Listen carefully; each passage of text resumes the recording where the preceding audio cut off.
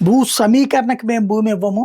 భూ సేకరణ చేయమంటేనేమో డబ్బులు లెక్కలు చెప్తున్నారు మీరు ఇవ్వట్లేదు అన్నటువంటిది ఓ పక్కన మొన్న కొంతమంది గొడవ చేశారు కదా! ఇప్పుడు కొత్తగా బాబు గారి మీద వాళ్ళు నమ్మకం కోల్పోతే ఇతర ప్రాంతాల వాళ్ళకి అక్కడ నమ్మకం వచ్చింది.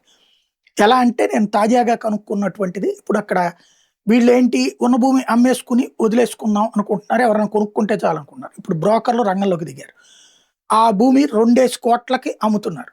2,00,00,000ని ఒక్కొక్కళ్ళు రూ. 50,00,000 చొప్పున నలుగురు. 25, 25 సెంట్లు.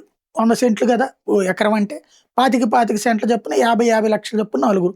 4 50లు రూ. 2,00,00,000. ఈ 2,00,00,000లో రైతుకు 1,00,00,000 ఒక 50,00,000 ఈ మధ్యలో బ్రోకర్‌లు అట్లా తీసుకున్నారు. లేకపోతే కొంతమంది నేరుగా రైతుకే దగ్గరే కొంటున్నారు. కొనేసేసి ఈ భూమిని ఈ 25 సెంట్ల చొప్పున వీళ్ళు ప్రభుత్వానికిస్తారు. ఇస్తే ప్రభుత్వం వీళ్ళకి ఈ 250 గజాల చొప్పున ప్లాట్లు ఇచ్చేటట్టు.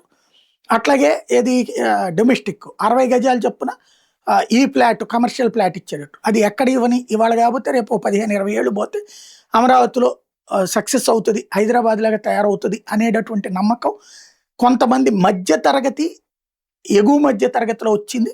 దాంతో భారీగానే కొంటున్నారు.